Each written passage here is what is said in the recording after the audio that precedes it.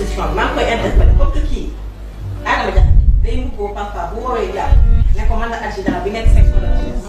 soo woowee Père Goumbala ne ko man la inspecteur diw dama ne maa ngi interpellé ki yor enquête Badara Gadiaga na ko laaj moom ban lien la am ak Adama Diakhaté nan lañ mën a def ba ñoom ñaar di wax téléphone parce que Adama Diakhaté day woo njàpp bi tey ne ko man la inspecteur diw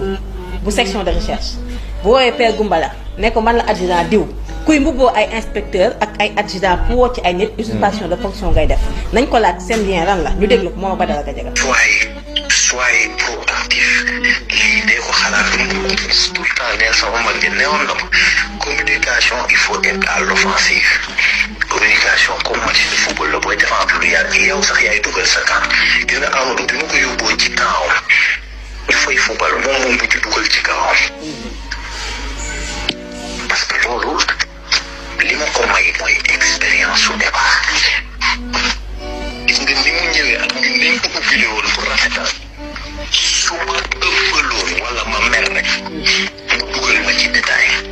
léegi nag gis nga ces histoires de BFM la ñoom egsi nañ ci plateau yi wax ko benn yoon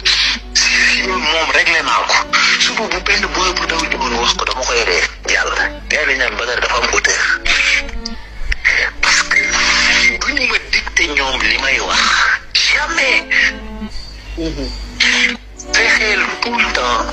ñun ñooy dicté fi communication bi di egg Ousmane Sonko seetlu leen ko dafa génn keroog mu ni je vais parler de manière plus régulière dinaa bëri waat lu may génn di wax ak askan bi xam nga lu tax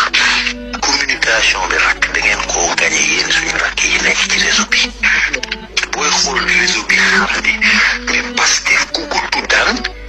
doo fi jar dara. Pastef ko tudd doo fi jar dara loolu la wax. mais léegi nit ñi ñëpp a ñemee Pastef ñëpp. amoon na ay jamono kenn ka ñu woon leen a tuddee. kii mais nag kenn abo ka yor bi nga nekk bul ko wàcc maanaam ajjuma ba ajjuma parce que nit ki moom nga wax su bëree rek asaka génn nit ñi ka dañuy yàkkamti ajjuma ñëw ka jàkkaarloo émission bi même boo tukkee sax gars yi kat dañuy tayal pour seetaan émission bi voilà man non bu ma tukkee ajjuma ba ajjuma daal doy na sëkk. yàlla xam na ni rek ajuma ba ajuma sax xoolal nit ñi ma bëgg rek laa ciy sóor mais des fois day sax bari ci man xam nga man sama doom yàlla dafa dogal mu nekk Europe donc man damay bëri lu may voyagé loo xam ne sama njaboot dafa nekk mais xam naa fi ñu toll ci combat bi mënuñu bàyyi affaire yi mu wéet. voilà léegi nag lii moom dañ ko téléchargé yóbbu ko juge d'instruction bi jox ko moom wax ñu ban lien la am ak kii nga xam ne day saaga Sonko di saaga yeneen nit di